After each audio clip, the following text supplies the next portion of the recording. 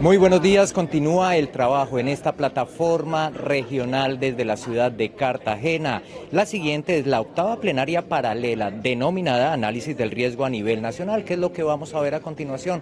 Básicamente se hará un análisis de cada uno de los pormenores que tiene cada nación, cómo responder ante las tragedias naturales, cuál es el presupuesto que se debe utilizar, cómo se debe ejecutar, son partes de las respuestas que se darán a continuación aquí en el Salón Barahona 4 del Centro de Convenciones Cartagena de Indias. La moderadora para esta oportunidad será Emily Wilkinson, investigadora principal en el programa de riesgo y resistencia del Instituto de Desarrollo Ultramar. Adelante y bienvenidos.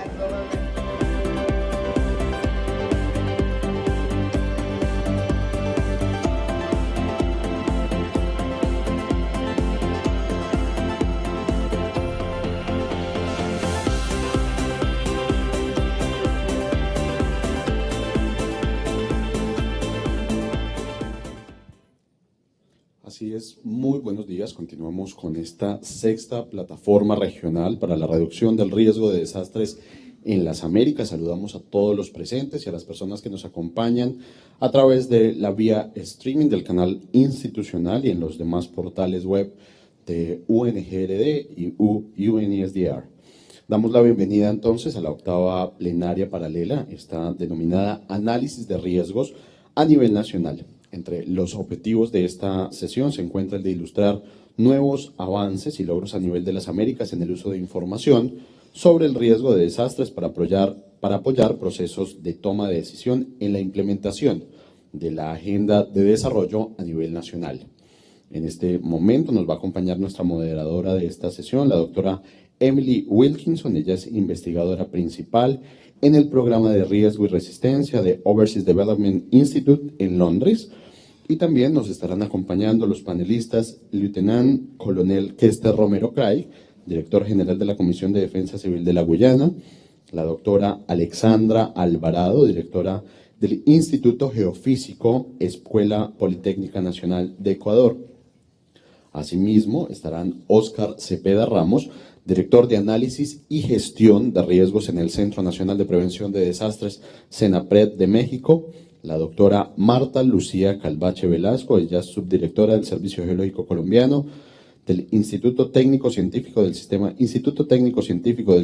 Nacional de Gestión del Riesgo de Desastres en Colombia, y finalmente Álvaro Martínez, director de Gestión de Riesgos de la Secretaría de Planificación y Programación de la Presidencia de la República de Guatemala. Emily Wilkinson, nuestra moderadora, investigadora principal, como ya les había comentado, del programa de riesgo y resistencia de Overseas Development Institute, también es líder en investigación sobre riesgo e incertidumbre en el desarrollo y recuperación de desastres. Su investigación actual se centra en la gestión de riesgos climáticos y desastres, la responsabilidad del Estado, la acción anticipatoria y la eficacia y la responsabilidad en las políticas públicas. Durante los últimos 15 años, Emily ha trabajado con gobiernos, organizaciones no gubernamentales y agencias científicas en América Latina y el Caribe, África Oriental, Asia Meridional y el Pacífico, para identificar puntos críticos y oportunidades para gestionar el riesgo en la línea con las prioridades de desarrollo. Sin más preámbulos, entonces le cedo la palabra a la doctora Emily Wilkinson. Muchas gracias y bienvenidos a la sesión de análisis de riesgos desde la perspectiva nacional. Tenemos 1 hora y media para hablar de un enfoque de generar insumos para la toma de decisiones. La idea de la sesión es enfocarnos en la utilidad del análisis de riesgo, de pensar en cómo se puede ser más efectivo y sobre todo que no estamos generando información solo para generar información, sino que sea de utilidad para la toma de decisiones en el sector privado y en el sector público. Voy a presentar los panelistas en un momento, pero primero quería contar un poco sobre los avances y desafíos en el análisis de riesgo a nivel global, porque el año pasado e hicimos un reporte sobre el desempeño de los países bajo el marco de Hyogo. Pensamos que para entender qué es lo que todavía falta por hacer bajo el marco de Sendai, primero había que ver hacia atrás y revisar los logros, ¿no? Entonces estudiamos todos los informes que hicieron los países cada 2 años para el marco de Hyogo bajo las distintas líneas. Y en el reporte identificamos algunos factores claves, algunos avances que todos los países avanzaron en algunas líneas, en otras hubo mucho más diferencias entre distintos países. Entonces, una de las cosas que encontramos fue que hubo mucho análisis, muchos proyectos, muchas iniciativas, pero para de alguna manera resumir, no ha sido un análisis muy completo, no muy comprensivo. Falta detalle en muchos de los estudios de riesgo, faltan detalles para la toma de decisiones, o sea, no es información que se puede aplicar directamente a la toma de decisiones. También vimos un enfoque en solo algunas amenazas. En cada país enfocaron en algunas de las amenazas principales, pero no necesariamente un análisis muy completo de todas las amenazas que enfrentan en el territorio. Estoy hablando en términos generales de todos los países que revisamos a nivel internacional. Vimos que había muchas iniciativas, pero una falta de actualización, o sea, un análisis de riesgo en un año y luego no volvieron a actualizar la información. Vimos que, sobre todo en los países de bajos ingresos, fueron evaluaciones o análisis de riesgos por agencias externas, o sea, que entraron agencias de otros países, agencias internacionales especializadas, consultores, investigadores, a realizar los estudios y luego pues volvieron a su país y no es muy claro si la información como quedó en el país de estudio y si podía de alguna manera ser útil para los tomadores de decisiones, eso lo vimos mucho. También la falta de información sobre la vulnerabilidad. En general, los análisis de riesgo se enfocan en un análisis de la amenaza, que es súper importante, pero vimos mucho menos análisis o estudios sobre la vulnerabilidad. Y una parte del problema es que no existe una definición de la vulnerabilidad. Entonces, una definición que comparten todos los que están haciendo esos estudios. Entonces, cada estudio pues tiene una definición distinta o no tiene una definición. Entonces, es muy difícil comparar los distintos estudios. También vimos mucha inconsistencia metodológica entre distintos estudios que también lo hace muy difícil comparar o tener como una imagen, una foto completo del país. Y muy poca información en los reportes para el marco de Hyogo, muy poca información de la utilidad de la información, si tuvo impacto en las políticas públicas. Los países no reportaron avances en la aplicación de esa información, que no quiere decir que no hubo impacto, que no fue útil, solo que no está en los reportes. Entonces, fue un estudio muy interesante para pues, entender un poco hasta dónde habían llegado los países. Entonces, y sí vimos muchas diferencias entre países de bajos ingresos y medianos y altos, sobre todo por la diferencia en recursos y capacidades para realizar el análisis de riesgos. Y la otra cosa que quería decir ya empezando a hablar un poco más de la aplicación del análisis, es que aunque es muy importante seguir mejorando los estudios, el análisis, tener un análisis más completo, pero también hay que empezar a monitorear los cambios en los niveles de riesgo, porque una toma, un snapshot en el tiempo no nos dice mucho de cómo está evolucionando el riesgo en el territorio y si ha habido cambios. Yo creo que en el futuro, en el mundo ideal, también uno podría entender cómo las políticas públicas y acciones de la sociedad civil y de los distintos actores contribuyen a los cambios. Sí ha habido avances, si se ha logrado reducir el riesgo, pues hay que entender por qué. Que si las políticas de gestión de riesgo han contribuido y cuáles. Entonces, habría que empezar a conectar las decisiones y las estrategias con las evaluaciones o el análisis de riesgos para empezar a entender la contribución que pueden tener, y si hay políticas no muy eficaces, pues cambiarlas, ¿no? La otra cosa que me encantaría ver al futuro, que también va a ser muy demandante, sería juntar la información del riesgo con los indicadores del SENDAI, ¿no? Que los indicadores que tienen que ver con el impacto de los desastres, si de alguna manera podemos relacionar cambios en el nivel de riesgo con los cambios o mejoras en el impacto de los desastres, ¿no? Si hemos logrado reducir el impacto de los desastres, ha sido porque también ha disminuido el riesgo.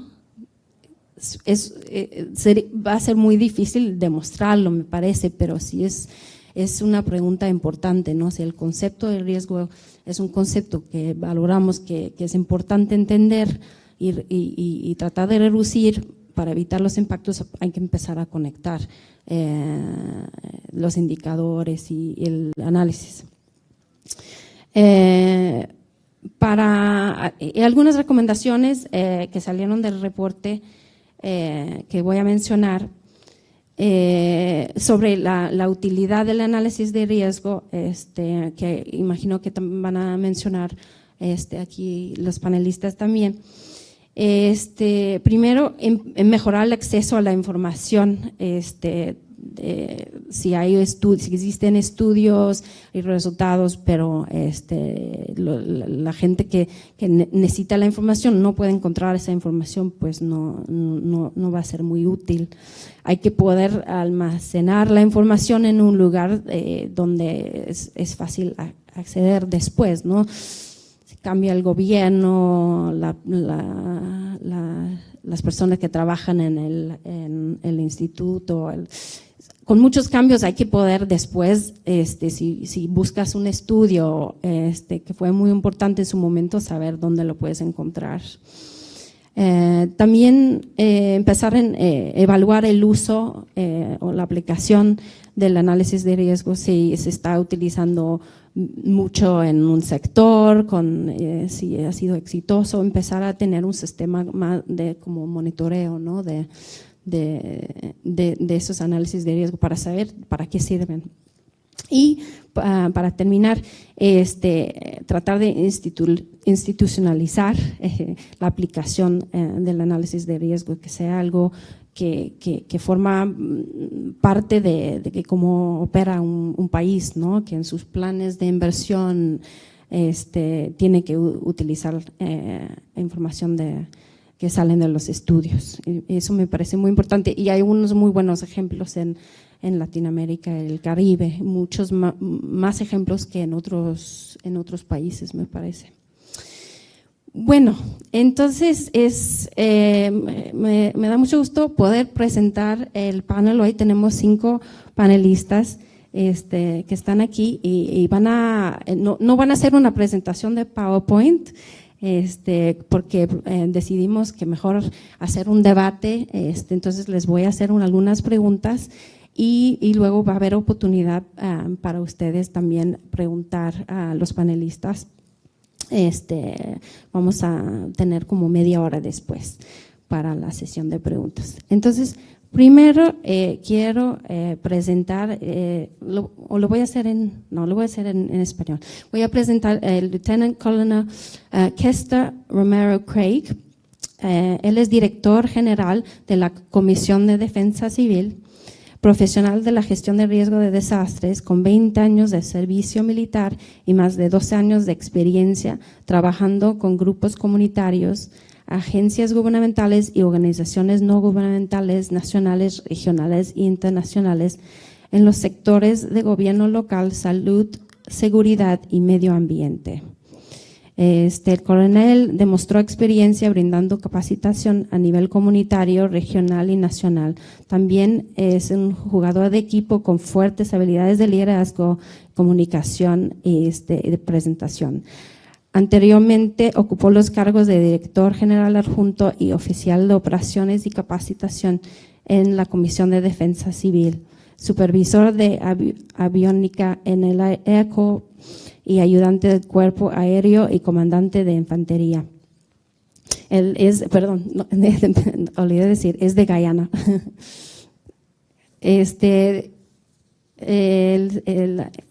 La segunda panelista es la doctora Alexandra Alvarado.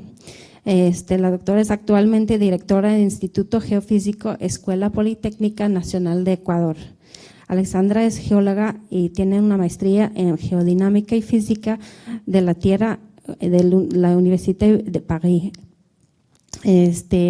A lo largo de su carrera profesional se ha desempeñado como jefe de la Red Nacional de Sismógrafos, jefe del área de sismología, así como jefe del Centro de Monitoreo e Información Sísmica y Volcánica. Además, es profesora titular de la Escuela Politécnica Nacional, en donde ha dictado algunas materias en la carrera de geología.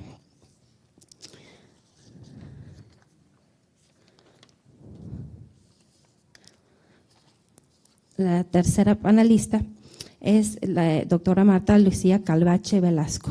Es directora de Geoamenazas del Servicio Geológico Colombiano del Instituto Técnico Científico del Sistema Nacional de Gestión de Riesgo de Desastres en Colombia. La doctora tiene a su cargo el plan de fortalecimiento del monitoreo de eventos sísmicos y volcánicos, así como los 3 observatorios volcanólogos y sismológicos que tiene el país en Manizales, Popayán y Pasto. En su labor ha dirigido grupos de investigación cuyos proyectos han mejorado el conocimiento científico de la geología colombiana respecto de varios volcanes, los que han fortalecido el monitoreo, evaluación y zonificación de la amenaza volcánica en Colombia. Entre los temas que le motivan se encuentran el trabajo con autoridades de comunidad para generar acciones de apropiación de conocimiento a favor de la reducción de riesgo. Marta es geóloga de la Universidad Nacional de Colombia con un título de maestría y doctorado en geología de la Universidad Estatal de Luisiana y Estatal de Arizona, respectivamente.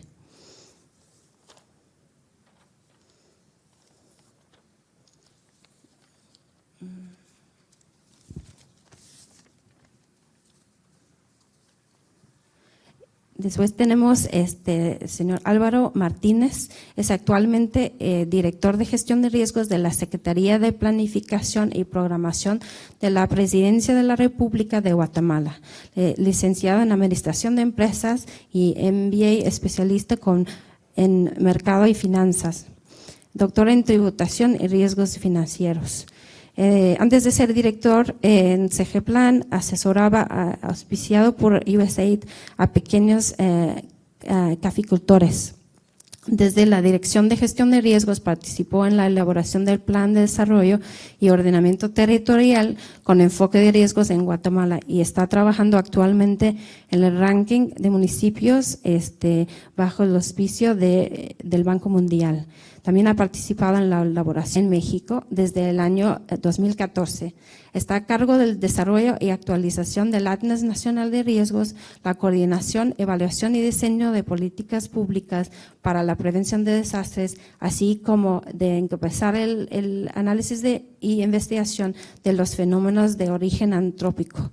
Se integró al Centro Nacional de Prevención de Desastres en el año 1994. Coordina proyectos regionales relacionados con la gestión integral de riesgo de desastres en Mesoamérica y el Caribe, y actualmente sus líneas de interés se enfocan en la generación de información mediante sensores de bajo costo y al diseño y implementación de sistemas de análisis y evaluación del riesgo de desastres.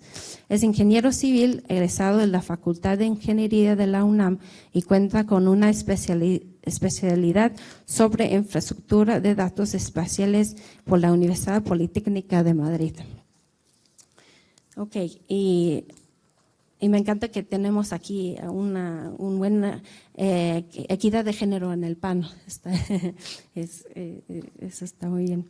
Bueno, voy a empezar con las preguntas. Para los panelistas voy a hacer una pregunta para todos y luego alguna para seguir. Primero, la primera pregunta es sobre el tipo de información. Es muy importante saber cuál es el propósito y qué tipo de información se busca generar y para qué. Entonces voy a pasar el micrófono empezar al final. Gracias. Buenos días todo el mundo, gracias. Primero que todo, yo soy de Guyana, como ya mencionaron, es en el punto de Sudamérica más alto. Ghana tiene 2.400 millas. La mayor parte de la población está viviendo a 1 centímetro debajo del nivel del mar. La mayoría de las personas viven en la costa. Las personas el país experimentó su peor desastre en el 2005, una inundación que afectó como el 60-70% de la población. Como resultado de esto, el país decidió tomar algunas medidas proactivas para el manejo de desastres. Muchos de los sistemas que se desarrollaron en ese tiempo fue como resultado de las medidas en el 2012 como requisito para la financiación de la DBEA se hizo conseguimos consultoría de Colombia también. Entonces se empezaron a investigar los impactos por los sectores de nuestro país. Encontramos que las informaciones a nivel nacional, las que colectamos en nuestra agencia y en los extranjeros, se consiguieron de manera descentralizada, se centraron en regiones, porque nosotros tenemos, el país está dividido en 10 regiones y tuvimos todos los estamentos del gobierno fueron parte del proceso y establecimos un sistema del gobierno para manejar los desastres en el país y nos centramos en el impacto en las viviendas, en los negocios, en todos los diferentes riesgos. Que no miramos solamente un riesgo, sino todos los riesgos que podía enfrentar nuestro país en todos los niveles. priorizamos las respuestas y vimos que había regiones que eran más vulnerables y definitivamente tuvimos que hacer todas las acciones coordinadas nacional y regionalmente para cubrir todo nuestro país. Buenos días a todos. Nosotros como Instituto Geofísico en Ecuador tenemos la responsabilidad de la investigación y el monitoreo de los fenómenos sísmicos y volcánicos en el país. Al igual que Colombia y otros países de América del Sur, estamos afectados por un fenómeno común que hace que estos dos fenómenos sean muy importantes y que hayan producido o haya sido la necesidad de implementar ciertos estudios y análisis sobre este tipo de fenómenos.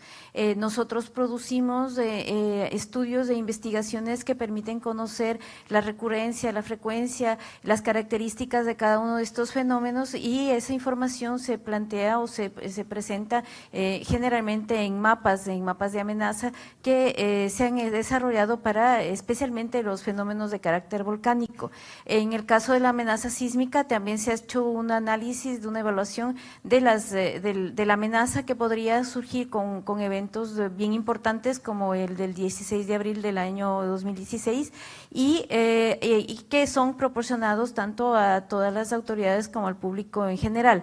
Esta información lo tratamos de publicar dentro de nuestros sistemas de web para que esté disponible para que la población y las autoridades lo puedan usar en la medida que sea necesario. Aparte de este tipo de investigaciones, como tenemos la responsabilidad del monitoreo, tenemos instalado en el país una red bien importante de sensores de diferente tipo que monitorean tanto los procesos de carácter sísmico, principalmente sismómetros, acelerómetros, GPS, como la evolución de los procesos volcánicos que son más complejos y que tienen unas redes de monitoreo más intensas, en especial en aquellos volcanes que pues son potencialmente activos o que están en actividad y que necesitan tener una información continua. Esta información, lo que hacemos en el caso de los volcanes es emisiones de boletines diarios, en el caso de los volcanes que están en erupción, emisiones de boletines semanales o mensuales dependiendo de las características de los procesos, o boletines especiales que permiten dar información continua a las autoridades. Aparte de esto, hay una información que se proporciona a las autoridades cuando lo requiera, un asesoramiento continuo, y también hacia la parte privada, ¿no? Estos procesos son procesos que tratamos de mantenerlos para que ellos puedan tomar decisiones en ese aspecto.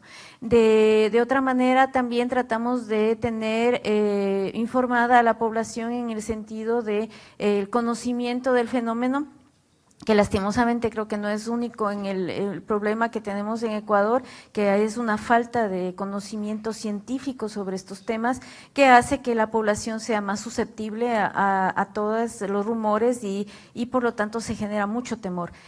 Tratamos de hacer programas de capacitación con la población que estamos trabajando en este momento. Eso por este lado. Gracias. ¿Puedo hacer una pequeña pregunta? Es como la descripción del análisis de la amenaza. ¿También buscan información de la vulnerabilidad de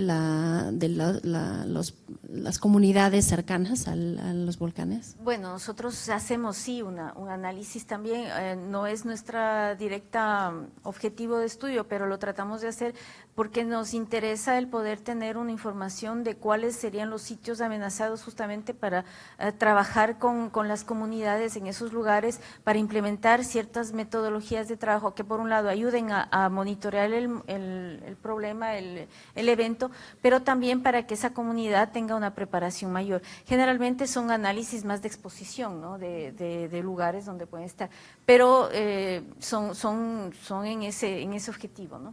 Gracias. Marta, la misma pregunta, ¿cuál es el propósito del análisis de riesgo? Bueno, buenos días para todos. Nosotros somos el PAR del Instituto Geofísico del Ecuador aquí en Colombia. El Servicio Geológico es una institución técnica científica que estudiamos esos fenómenos.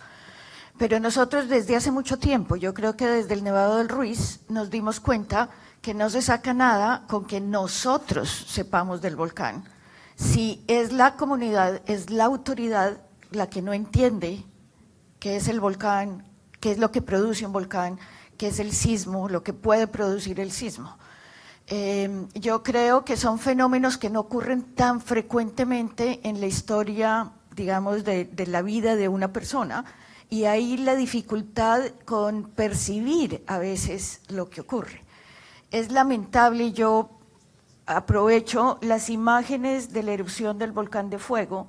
Yo digo, cómo hay personas en donde su percepción del fenómeno les permitía hacerse en un puente a tomarle las fotografías a un flujo de lodo, a un flujo piroclástico. Entonces yo digo, ahí puede ser que la información llegó, el volcán hace algo, el volcán es activo, pero cómo yo percibo de que eso es caliente, eso se mueve rápido, eso me puede matar en cuestión de segundos, pues no lo tenían claro. Entonces ahí es donde yo digo, nosotros, por ejemplo, en Colombia, desde el Nevado del Ruiz, desde la erupción de Armero, podría ser que para una persona que esté estudiando el fenómeno tenga claro que, mire, 39.8 de fiebre es peligroso, pero si la mamá del niño, que el médico le está diciendo su niño tiene 39.8, no entiende, dice, bueno, ¿qué? ¿Espero a 45, a 50? Ese es un problema, ¿no es cierto? Y yo creo que instituciones como nosotros hacemos un gran esfuerzo para que la información de la amenaza sea comprendida en la real magnitud que puede tener esa información de la amenaza. Eso incluye a las autoridades, a las otras instituciones, porque hay un gap entre el análisis de la amenaza y para qué o cómo son vulnerables esas comunidades. Y yo creo que nosotros hacemos un gran esfuerzo porque muchas veces las políticas de gestión del riesgo, los resultados de los planes son por cumplir, por chulear, ¿no es cierto? Analicé, tengo mapa geológico, mapa geomorfológico, analicé la amenaza, pero después, ¿por qué yo tomo las decisiones? Si yo no entiendo el riesgo, es imposible que alguien tome las decisiones correctas frente a ese riesgo. Y yo creo que ese es nuestro objetivo y la meta. Gracias. ¿Y hay una aplicación también para el sector privado? ¿Tienen mucho contacto con las empresas y qué tipo de información necesitan? Yo creo que en nuestros casos lo que hacemos nosotros en el Servicio Geológico incluye volcanes, sismos, movimientos en masa. Los volcanes y los sismos, mientras ocurre algo así que llame mucho la atención en otra parte del mundo, todo el mundo mira alrededor, bueno, ¿y nosotros qué? ¿No es cierto? Movimientos en masa ocurren muy frecuentemente. Movimientos en masa muchas veces son cosas pequeñas que no causan esa gran concentración y consternación que a veces es lo que nos mueve. Pues en Colombia hace relativamente poco ocurrió un flujo que afectó a una ciudad que fue muy grave, ¿no es cierto?, en Mocoa. Entonces digamos como que lo tenemos claro, pero ahí también es que no nos podemos mover como de evento en evento, ¿no es cierto?, para actuar. Es cómo lo mantenemos y cómo en nuestra comunicación no puede ser, digamos, en ese término científico, formal, sino cómo nos vamos a cosas de que eso le llegue de verdad a quien realmente toma una decisión. O sea, yo cómo salgo de mi casa, es esa mamá con esos niñitos pequeños o es ese miembro de la comunidad que decide, oiga, comunidad, yo no me espero al alcalde o al gobernador, yo decido, porque yo entiendo que en un momento dado eso es lo que hay que hacer, ¿no es cierto? Pero ¿cómo llegamos allá? Yo creo que ese es uno de los retos. Gracias. Álvaro, la misma pregunta en el caso de Guatemala. Buenos días a todos y a todas, es un gusto grande estar con ustedes y quiero tomar un segundo para agradecer a todos los presentes que están representados en toda esa ayuda que nos dieron por el desastre que tuvimos hace poco. Gracias de todo corazón. Guatemala pues es un país por todos sabidos que es un país muy vulnerable, ¿verdad? Es un país bellísimo, con muchas montañas, muchos volcanes, muchos lagos, muchos ríos, pero así también es de vulnerable. La vulnerabilidad de Guatemala pues es es transversal, es un tema económicos, políticos, ¿verdad? Sin embargo, nosotros, sabiendo la problemática, desde la Secretaría de Planificación donde yo trabajo, hemos elaborado un plan de desarrollo municipal. También hace 2 años desarrollamos un plan de desarrollo nacional que le llamamos el CATUM 20 2032. ¿Verdad? Ese plan de desarrollo nacional lo hemos concatenado, lo hemos unido, lo hemos alineado a los objetivos de desarrollo de la agenda mundial. Y todo eso, y este plan municipal lo hemos también relacionado a todo eso.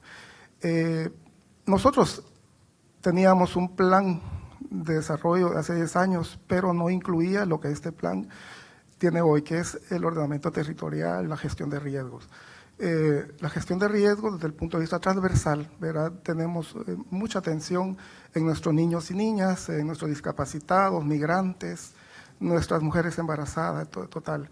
Y hemos puesto atención pues a todo ese tema que no se vio en los planes anteriores. Pues hoy, en este segundo, está ya un equipo de trabajo de SG Plan, especialistas en desarrollo, en gestión de riesgos, en política pública, en cooperación internacional, apoyando ya a los trabajadores de planificación de las municipalidades, de 100 municipalidades. Tenemos 340 municipalidades, sin embargo, ahorita por temas de capacidad instalada no podemos atenderlos a todos. Sin embargo, estamos ya trabajando y el espíritu de todo esto es pues, de que se cumpla, todo esto va relacionado con presupuestos, ¿verdad? Así que en eso estamos trabajando y tenemos mucha fe que todo esto va a mejorar todo el clima que hay de debilidades y ¿cómo se llama? Y todas las debilidades que tenemos como país y como territorio.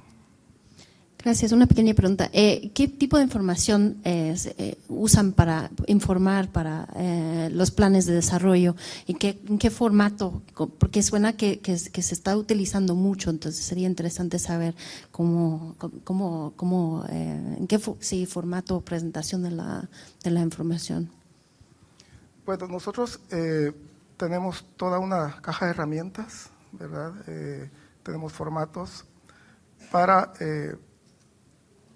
que los empleados municipales entiendan qué es lo que se quiere y como un traje a la medida para las poblaciones, porque Guatemala es un país muy desigual, ¿verdad? Es tan diferente la capital como los pueblos de Occidente, por ejemplo, los que están pegados a México, donde hay mucha pobreza.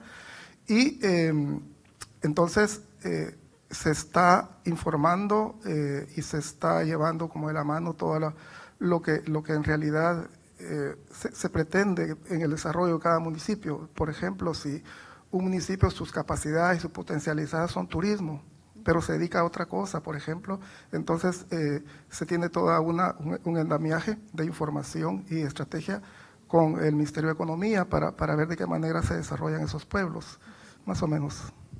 Gracias. Y Óscar, México tiene un Atlas Nacional de Riesgos, que es probablemente el análisis más completo, ¿no? A nivel nacional de muchos países. Pero ¿cuál es el propósito principal? ¿Para qué tienen tanta información? Bueno, pues primero quiero agradecer a los organizadores de la sesión, a mis compañeros panelistas. Emily, un poco la pregunta que hiciste es una pregunta muy compleja de contestar para quienes integramos información sobre riesgo.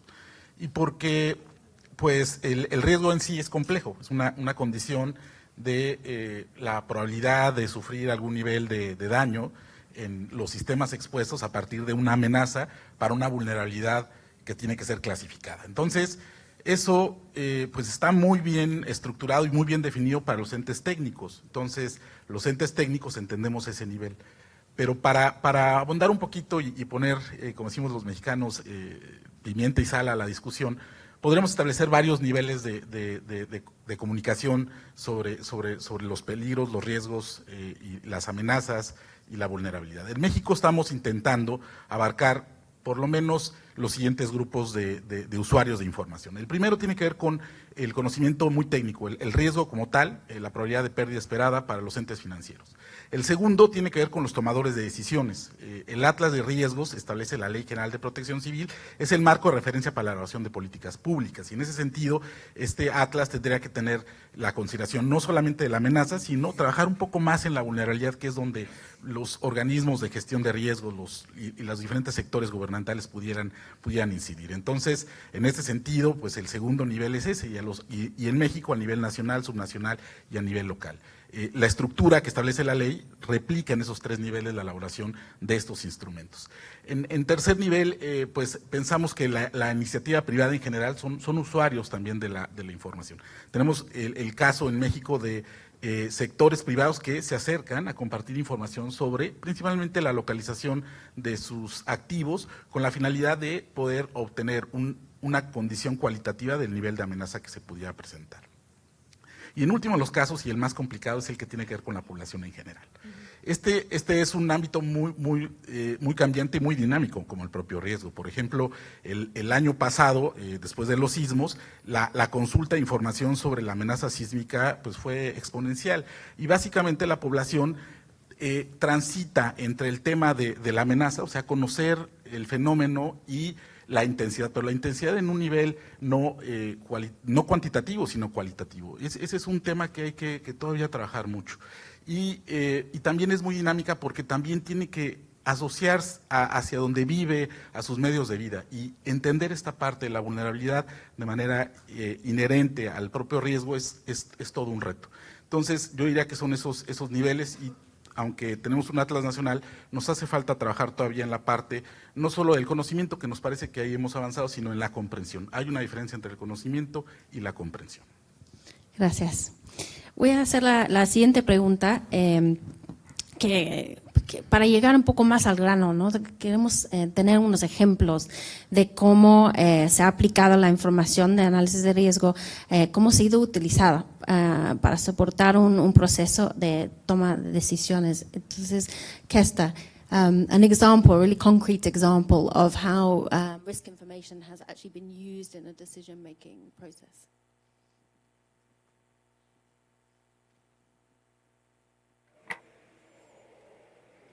Muchas gracias. Primero que todo, quiero ver que el análisis de riesgo es importantísimo para la toma de decisiones. Algunos ejemplos, tengo muchos.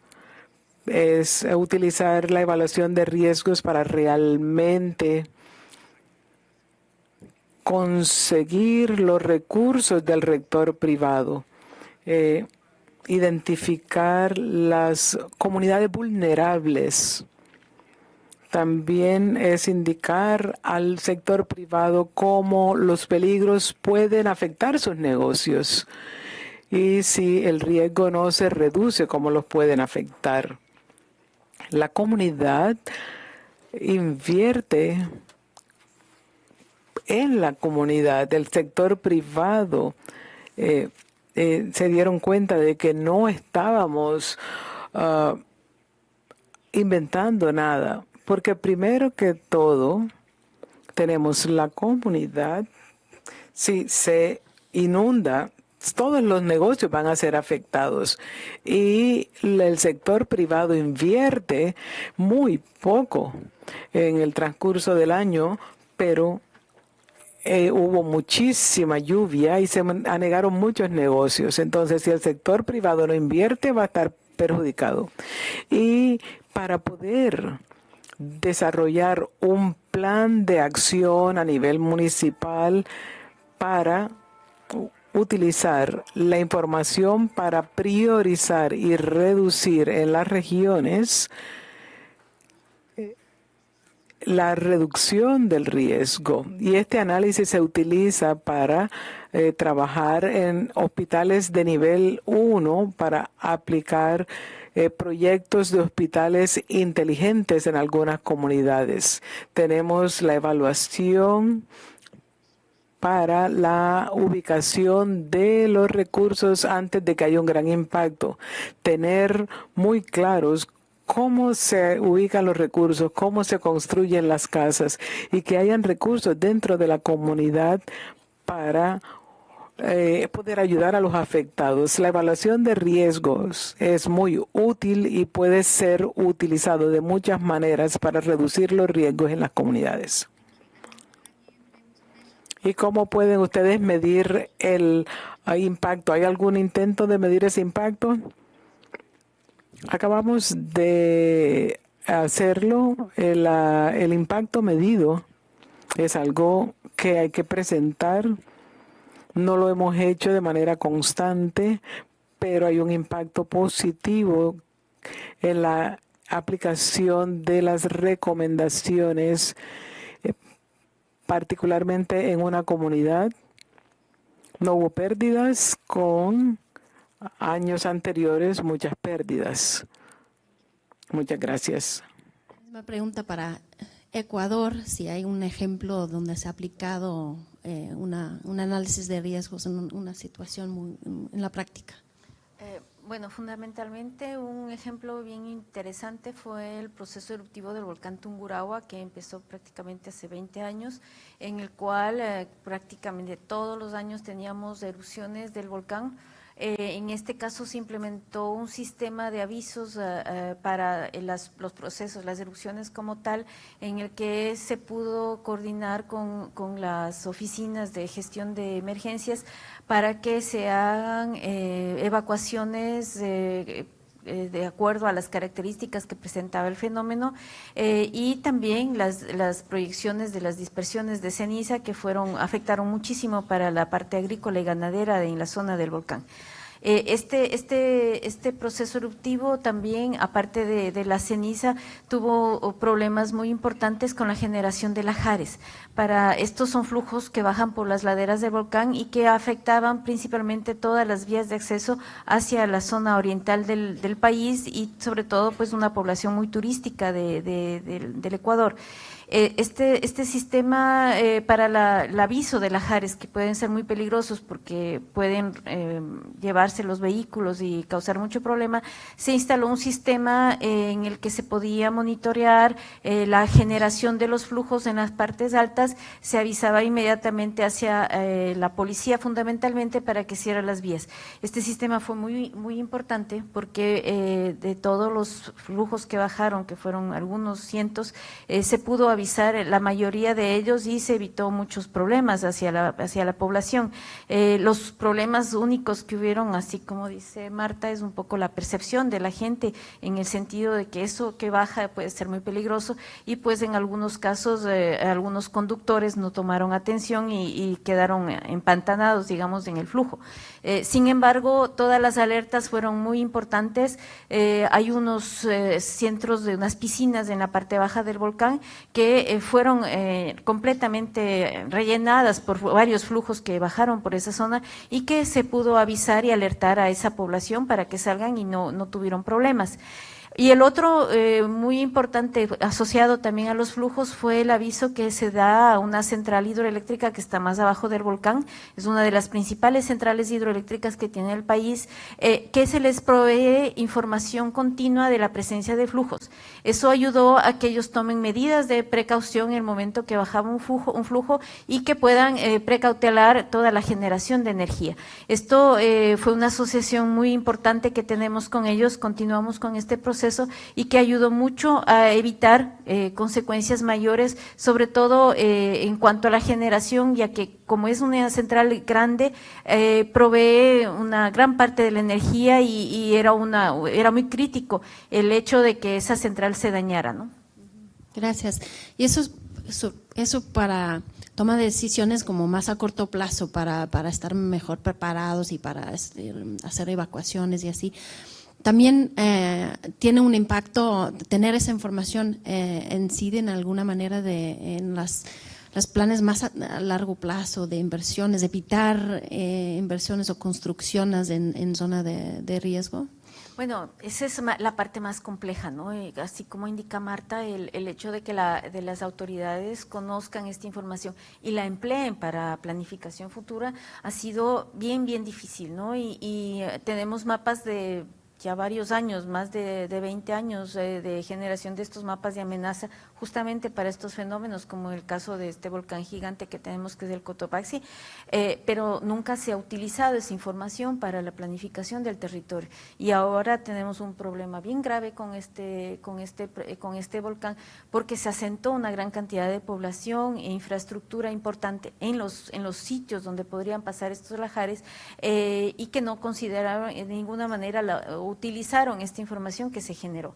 Ese es un problema bien grave que tenemos ahora, así como indica Marta, pues no hay una conciencia, un conocimiento y la voluntad de utilizar esta información para evitar construir y generar infraestructura que puede ser afectada y que sabemos que va a ser afectada en la próxima erupción.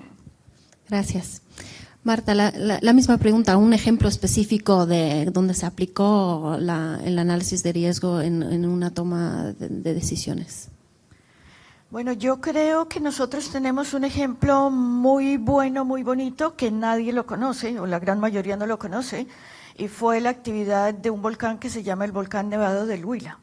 Y en el volcán Nevado del Huila hubo una actividad volcánica que generó flujos de lodo muy grandes, y que hubo uno, sobre todo el de noviembre del 2008, que en volumen es un flujo de más de 320 millones de metros cúbicos y que por todo el trabajo que se había hecho con las comunidades, con las autoridades, con las comunidades indígenas, la visión propia de las comunidades indígenas sobre los flujos, que tenían experiencia y la percepción de uno que ocurrió en 1994 por un sismo que produjo grandes deslizamientos y se produjo un flujo, por el trabajo nuestro con el monitoreo y con la alerta temprana a esa comunidad. Cuando se produjo este flujo tan grande, desafortunadamente murieron alrededor de 12 personas, pero en el flujo de 1994, que había sido un poco más pequeño, entre desaparecidos y muertos fueron 1.500 personas. Entonces, digamos que también cuando se tiene éxito en la gestión del riesgo, pues desafortunadamente esos éxitos no quedan reportados y no quedan en los grandes titulares y entonces pasa desapercibido. Ese flujo desde que salió del volcán, desde que se generó en el volcán hasta que pasó por Belalcázar, Cauca, se demoró 30 minutos.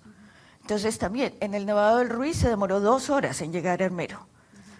Esas son las diferencias de gestión del riesgo. Los fenómenos, para los diferentes fenómenos también se hacen cosas diferentes. En movimientos en masa uno dice, ¿yo para qué evalúo el riesgo? Yo evalúo el riesgo para tratar de entenderlo y hacer cosas para disminuir ese riesgo. O sea, en la exposición de la gente, hay que hacer cosas. Pero entonces yo no evalúo el riesgo en general, ¿no es cierto?, de un potrero, porque ¿qué le voy a hacer a ese potrero? Yo lo evalúo y la ley colombiana, la normatividad dice, si usted tiene una zona urbana, una zona de expansión, evalúelo y en un detalle que es el apropiado porque es muy local, porque ahí pues pueden haber medidas de disminuir la exposición, de que la gente no se acerque a ciertos sitios, de que no se tale, de que pueden ser obras, pero hay una razón de hacerlo. Y ahí yo creo que es el punto donde debemos ir cambiando esa visión de que yo evalúo el riesgo para cumplir con un plan. No es para cumplir con la política per se, sino es porque yo quiero que las comunidades estén menos expuestas, que sean menos vulnerables. Que yo creo que eso estamos encaminándonos hacia allá. Gracias. Y un buen principio ahí para hacer el análisis de riesgo, que tiene que tener un propósito para ayudar a la gente, no solo para cumplir con la norma. Gracias. Álvaro, un ejemplo de Guatemala, de donde se ha utilizado la información de manera positiva. Okay, gracias. Nosotros venimos trabajando desde hace unos 7 años un atlas de riesgo. Esa información nos las han dado en parte muchos conocedores de sitios, de los lugares, de los campos, municipios de Guatemala, y ha sido pues lo que le ha dado forma al atlas de riesgo. Ya en el campo nosotros tenemos una herramienta que es de análisis de la gestión de riesgo. Nosotros le llamamos AGRIP, porque hace un análisis de la inversión pública. Andamos cuidando pues de que los gastos, los presupuestos estén por ahí bien, y contamos con el apoyo de delegados que tenemos en las municipalidades del país. Esta herramienta sirve como para tomar decisiones en el momento de que una municipalidad quiera hacer alguna obra pública, y en el momento, con el análisis que hacemos de vulnerabilidades, podemos detectar y poder incidir en las decisiones de un alcalde. Es posible que luego el análisis, el plan que ellos tienen de construir llegue hasta ahí, ¿verdad? Porque son muy evidentes las circunstancias de los terrenos, las vulnerabilidades que hay, donde de repente por un tema político el gobernante, el alcalde o los consejos de desarrollo quieran construirle a gente que ha votado por ellos, o porque ellos quieren una reelección, entonces quieren en un sitio específico. Pero esta herramienta nos ha venido a ayudar, ¿verdad?, a tomar decisiones de país para evitar que el presupuesto se gaste en lugares donde no conviene. Pero lo más grave es construir alguna escuela o algún hospital en un lugar donde al poco tiempo va a pasar una correntada, o está cerca de los volcanes o alguna montaña de las tantas que hay en Guatemala. Gracias. ¿Y tienes algún ejemplo de un municipio donde cambió la decisión en vez de construir algo en un lugar de alto riesgo, tomar la de éxito, ¿no?, donde han podido tener un impacto en una decisión para evitar más riesgo? Sí. Pues lo que les voy a platicar todavía no es un éxito, esperemos que sea un éxito, porque sentaría las bases para un proceso bien interesante en México. Miren, en el norte del país hay una ciudad fronteriza que se llama Ciudad Juárez, en el estado de Chihuahua. Es una ciudad básicamente que se dedica a maquila, y bueno, ahí hace 1 año y medio, 2 años, la personal del Instituto Nacional de Fomento a la Vivienda del Trabajador, es una instancia del gobierno mexicano, pero que construye vivienda financiada para los trabajadores. En México, alrededor del 70% de la vivienda es autoconstrucción, pero del 30% que queda, de ese 30% estamos hablando que arriba del 50% es construido por este instituto. Nos hablan del instituto y nos dicen, miren, nosotros revisando la información que tiene el Atlas Nacional de Riesgos, estamos viendo que en una área específicamente de desarrollo que se llama El Barreal, se están construyendo pues alrededor de 10,000 viviendas. Entonces, pues, podrían ustedes entrar y echarle un ojito al proceso. Entramos, vimos que el lugar donde se estaba construyendo se llamaba Laguna de Patos, ese era el nombre inicial de esta zona, pues ya nos dice algo, era una laguna. Y se hizo una valoración, se entró con una universidad, la Universidad de Ciudad Juárez, y se determinó que si efectivamente el área era un área inundable, donde ya había un desarrollo de miles de viviendas, específicamente un sector, y se ha venido trabajando en proponer medidas de mitigación. ¿Por qué es importante este caso? Porque a partir de esto estamos tratando de definir una herramienta de política pública con este instituto para que toda la vivienda que se vaya a construir tenga un análisis previo sobre las condiciones de amenazas en cualquier lugar del país, utilizando básicamente nuestra herramienta que es el Atlas Nacional de Riesgos. No es una tarea sencilla, sobre todo porque no tenemos, lo reconocemos, no tenemos un análisis de amenaza puntual para todo el país, son 2 millones de kilómetros cuadrados. Sin embargo, pues sí, tenemos un buen avance en el conocimiento de los fenómenos. Y sobre todo, pues, ¿por qué pensamos que es exitoso? Porque quien solicitó o va a solicitar este proceso, pues son los financiadores de la vivienda, no es propiamente el instituto. El instituto, pues, regula, es normativo, pero tiene atrás entes que financian la vivienda. Y entonces,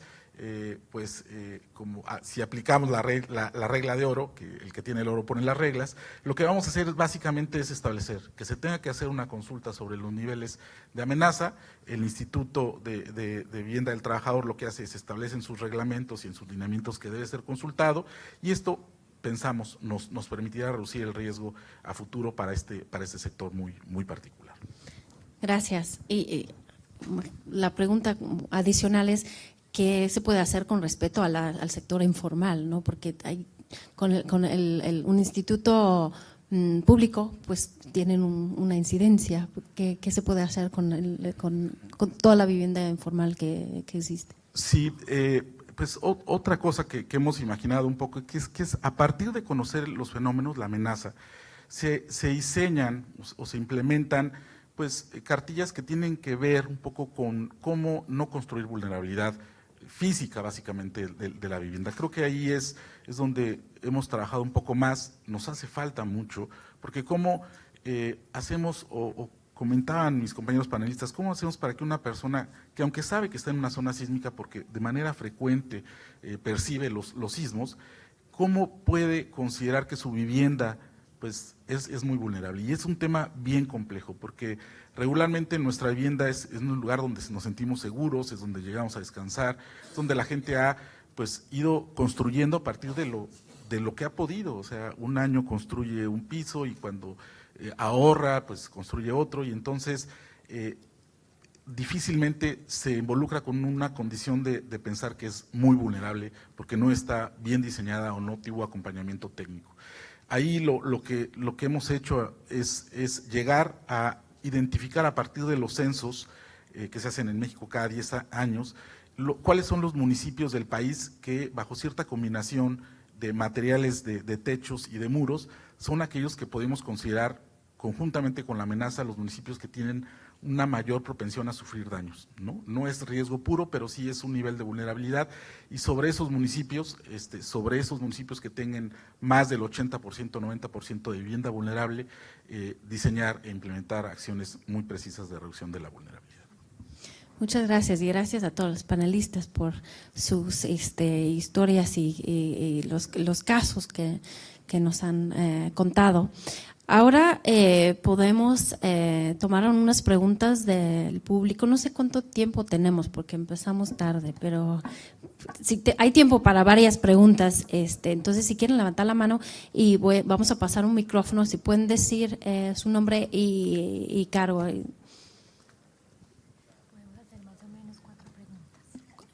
Podemos tomar 4 preguntas, me dice.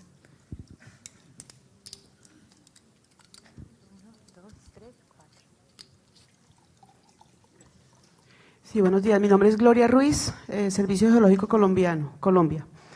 La pregunta para los panelistas, digamos que escuchando todo lo que se ha mencionado, pareciera ser que el análisis de riesgo como tal, digamos que no necesariamente se ha hecho, como dice pues el nombre de esta sesión, análisis de riesgo a nivel nacional. Pero digamos los ejemplos que se han mostrado están más basados en la evaluación de la amenaza. Se podría pensar entonces que para efectos del orden nacional, como países, si tenemos una buena evaluación de amenaza, podríamos empezar a tomar decisiones, porque también ha sido, digamos, partiendo del mismo diagnóstico que se hizo a nivel internacional, la evaluación de la vulnerabilidad tiene muchos factores, es muy compleja. Seguramente se tendría que hacer a nivel puntual, pero las amenazas sí las podemos evaluar a nivel nacional, a nivel regional y a nivel puntual. Se podría entonces llegar a pensar que unos análisis a nivel nacional deberían partir o podrían llegar a quedarse solamente a nivel de amenazas sin llegar a tener un análisis real de riesgo que efectivamente decimos, si yo monitoreo el volcán, puedo evitar que la gente muera. Es decir, uno diría, reduzco el riesgo, pero no tengo una medida de cuánto lo reduzco, que también fue una de las preguntas que hizo, digamos, para efectos de la discusión. Entonces, ese es como mi enfoque.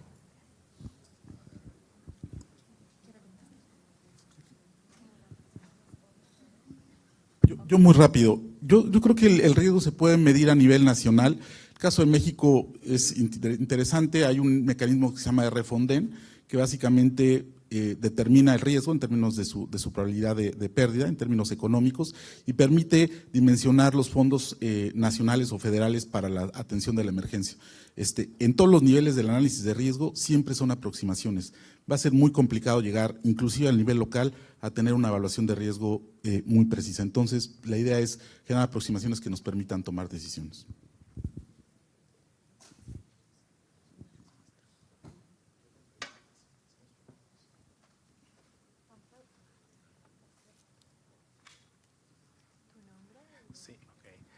Muy buenos días, mi nombre es Armando Molina, representante de la Defensa Civil Colombiana.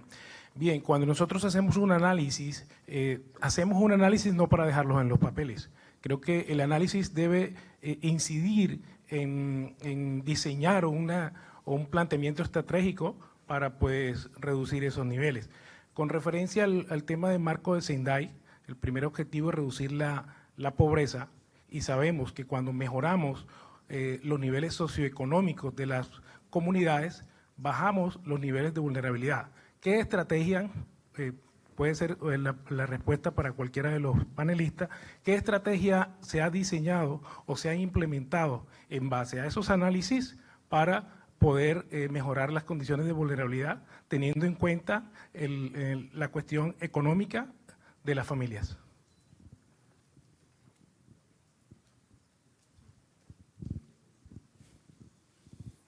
Bueno, yo creo que se puede hacer desde el ordenamiento territorial, desde los planes de desarrollo, y yo creo que todos los pueblos, le voy a hablar de Guatemala, son diferentes, y nosotros estamos haciendo ahorita un trabajo y yo creo que nos va a dar apoyo Banco Mundial para hacer una investigación de todos los riesgos más latentes que hay en el país, ¿verdad? Se quiere identificar los 100 puntos donde más riesgos hay, y vamos a aprovechar el trabajo que estamos haciendo ahorita de desarrollar los municipios por medio del ordenamiento territorial. De esa manera creo que lo podemos hacer.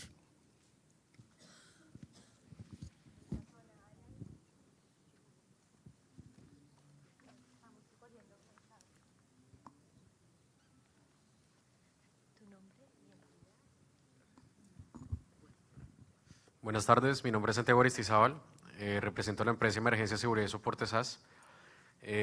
Una de las preguntas que tengo es que normalmente las medidas de reducción del riesgo en los países tienen unos costos muy altos. ¿Ustedes tienen algunas experiencias adicionales a la que mencionaron al principio para tener unas medidas de reducción de riesgo no tan costosas y que de pronto puedan ser aplicadas en los territorios de una forma más sencilla?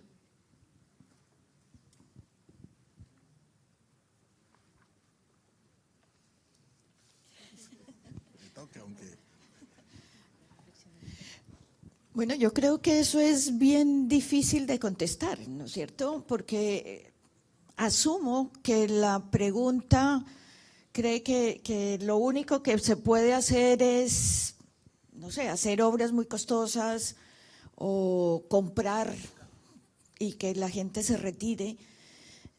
Yo creo que parte de nuestro a veces poco entendimiento del riesgo es que uno no se mete en esas situaciones sociales para tratar de ver realmente qué es lo que incrementa ese riesgo.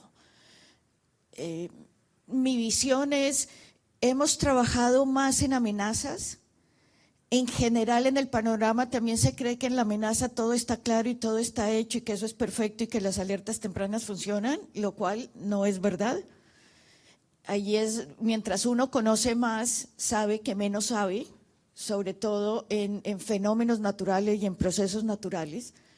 Y hablando desde mi punto de vista, o sea, como de instituto que estudiamos la naturaleza, pues a uno le da ciertamente miedo de que un alcalde, un presidente, un gobernador o una ama de casa entienda como que lo que uno va a decir es la verdad en un frasquito, porque no es así, ¿no es cierto? Hay incertidumbres. Entonces, aparte de que en las amenazas hay incertidumbres, de ahí para adelante esa parte social sí que tiene incertidumbres. Y yo creo que no todo se arregla invirtiéndole plata en edificaciones o en el muro o en el puente o en cosas así. Hay muchas cosas que de golpe tienen un alto valor político y social que ni siquiera las queremos ver. Y yo creo que esa es una de las mayores debilidades, ¿no es cierto? En nuestro caso, y lo veíamos en la plenaria, cómo la gente reclama que como comunidad tienen ese poder, ese derecho, esa decisión de que yo decido por mi familia, pero yo cómo me entero, cómo participo, cómo hago. Y ahí yo creo que eso, cómo incorporarlo y cómo conocerlo y cómo analizarlo, es uno de los grandes retos. En procesos que, de nuevo, cuando nosotros hablamos de volcanes, por ejemplo, ¿cuántos sitios en el mundo realmente uno como familia no entiende qué es el volcán?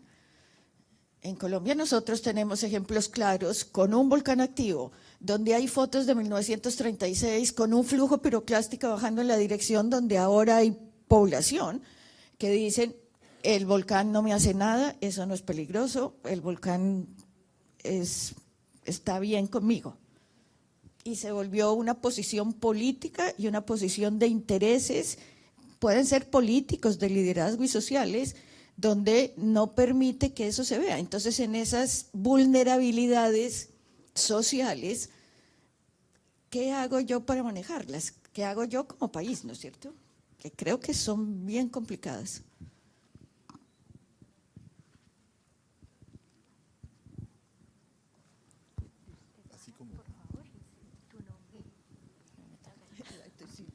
Buenos días a todos, mi nombre es Olga Almonacid, vengo de Suramericana, Colombia.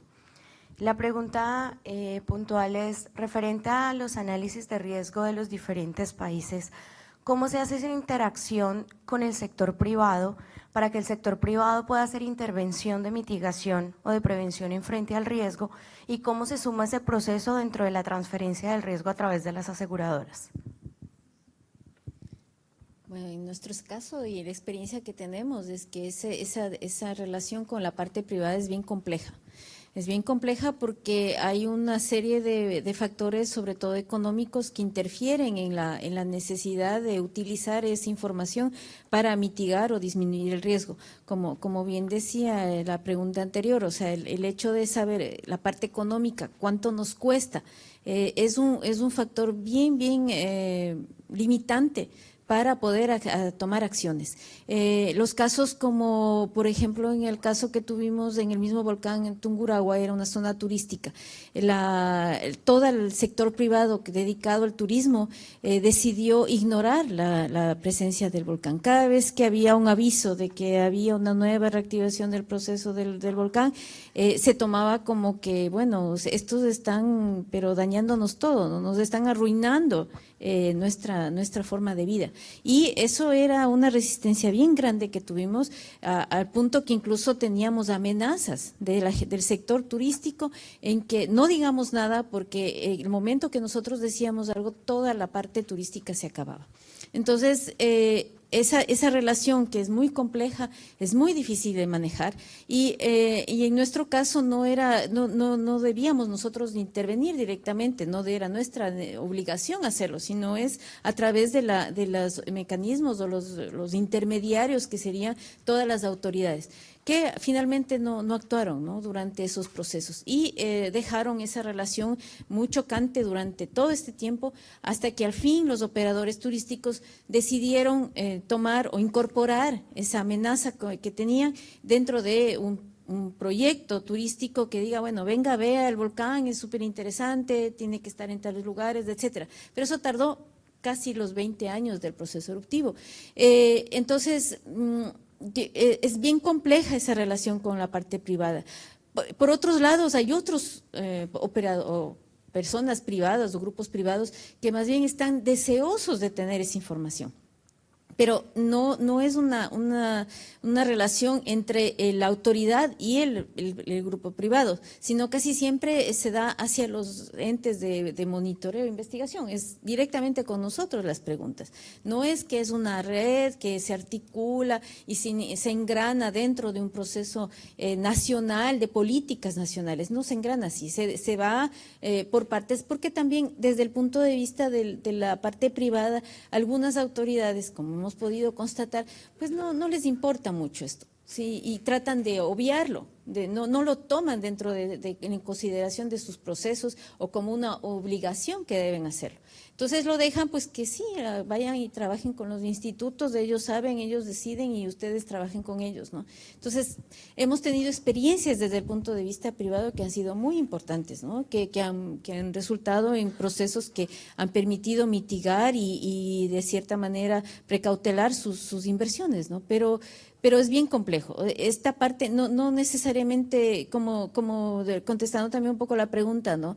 Es muy importante el análisis de riesgo, pero eso no se da en nuestros países. Lo que se da es, tenemos buenos análisis de amenaza con todas las incertidumbres que tenemos, pero ya llegar a esta relación con el riesgo no se da. No se da porque no hay quien lo haga, no hay quien estudie la vulnerabilidad, no hay quien haga la interacción entre esa vulnerabilidad con la amenaza, no existe.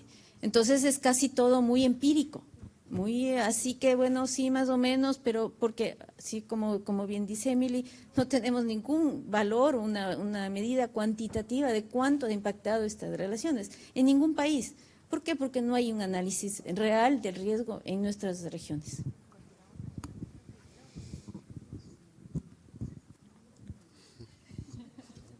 Hola, buen día a todos. Rafael Pérez del Colegio de Protección Civil de México. Nosotros en México la ley general establece un artículo para perseguir penalmente a las autoridades que permita el asentamiento en lugares de alto riesgo. Eso es, digamos, la parte positiva. La negativa sería que la implementación o el haber penalizado a algún funcionario que haya permitido esto hasta el momento pues no se ha dado. El mecanismo tiene serias áreas de oportunidad. Mi pregunta sería para el resto de los panelistas, si tienen en la parte legislativa alguna medida o alguna restricción similar que persiga a algún funcionario que permita el asentamiento humano en zonas de alto riesgo o en zonas, como bien lo han dicho, como no se capitula hasta el riesgo, donde la amenaza sea muy alta.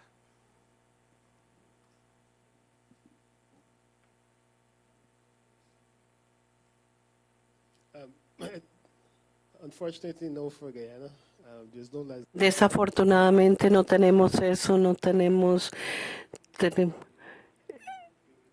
nosotros no podemos traer a nadie a las cortes porque no ha implementado algo que nosotros recomendamos, ¿no? Hay una ley que salió recién, es la Ley de Ordenamiento Territorial, en que sí está penalizando a las autoridades que no tengan esta ley, que no intervengan en la cuestión de riesgo, pero todavía está en proceso, ¿no? Yo sé, ¿no es cierto?, muchas veces hasta de periódicos, ha habido varias personas, varios alcaldes que han estado involucrados en investigaciones en Colombia. Sé, por ejemplo, de un alcalde en Pasto, en una ciudad del sur de Colombia, que hubo orden de captura porque estaban haciendo un estadio en una zona que no podían hacer ese estadio. Entonces, ejemplos hay varios. Hay otro sitio donde había investigación de varias autoridades locales, porque el ordenamiento territorial, el plan con lo que estaba haciendo la alcaldía no necesariamente estaban de acuerdo. Y hubo varias investigaciones, pues eso lo digo porque nosotros de alguna forma estábamos ahí, ¿no es cierto?, teníamos relación. Y más recientemente en esto que pasó en esta ciudad al sur de Colombia, en Mocoa, también hay investigaciones a las autoridades regionales y municipales. Bueno, En Guatemala tenemos unos ejemplos muy puntuales de alcaldes que se han visto involucrados en estos temas. Nosotros tuvimos hace 2 años y medio más o menos un deslizamiento que provocó muchísimas muertes y fue casi en el corazón de la capital de Guatemala, un municipio muy cercano, un municipio que en poco tiempo se ha ido superando, pero este alcalde, por cierto, está preso, ¿verdad? Y estaba catalogado como uno de los mejores alcaldes de los municipios de Guatemala. Fue, creo que 3 veces o 4 veces alcalde consecutivamente, pero se dio este problema y Conred, que es la coordinadora de desastres de Guatemala, había hecho estudios donde esa gente tenía que trasladarse a otro lugar porque era un lugar vulnerable, era una montañita, la verdad que muy precioso, con mucho bosque. Yo creo que todo el mundo hubiera querido vivir ahí, ¿verdad? Sin embargo, existía ese peligro, ¿verdad? Y el alcalde no hizo nada por trasladar a esta gente a otro sitio, pues sucedió, ¿verdad? Y luego otro alcalde, ¿verdad? El que siguió luego, el que fue electo luego, también está preso. O sea que en Guatemala tenemos 2 casos donde ya 3 años y ellos luchan por medidas sustitutivas y no han podido. Muy rápido. Pues en México lo que nos pasó fue, se nos olvidó poner en el Código Penal la sanción y el delito. Entonces, lo que establece el artículo 84 pues es como dicen, letra muerta. Sin embargo, sí creo que el tema no debería ser prohibicionista, sino debería fungir en términos de que la ciudadanía conozca sus fenómenos. Y la información sobre riesgos debe ser pública, debe ser en datos abiertos, debe ser transparente y debe ser clara. En la medida, hay un ejemplo en Cancún, donde de un día a otro llegó una constructora, limpiaron un lugar de manglar y quien revertió el proceso de construcción de un hotel ahí fue la ciudadanía. Creo en ese sentido que entre la ciudadanía tome conciencia de los riesgos, cualquier ley va a ser secundaria en términos de la exigencia ciudadana. Muchas gracias. Voy a cerrar la sesión. Gracias a los panelistas. Hemos tocado muchos temas. Ha sido un debate muy súper interesante, muy amplio.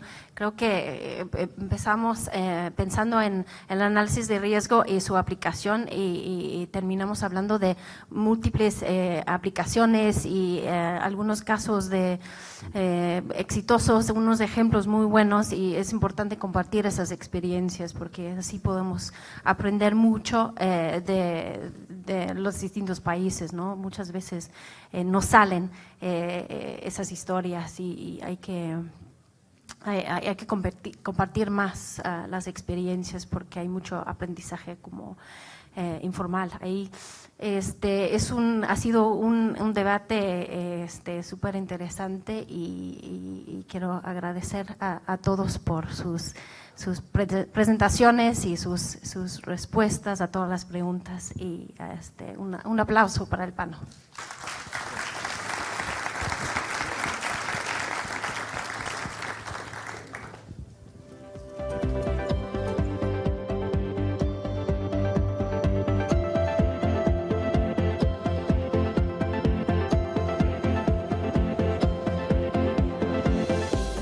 La prevención como uno de los elementos principales y que puede convertirse en política de Estado es uno de los mensajes de este foro que acabamos de ver. Nosotros nos veremos nuevamente hacia las 2 de la tarde en este importante evento, Encuentro Internacional, en donde convocan a toda América Latina por una sola razón, la prevención. Hasta entonces.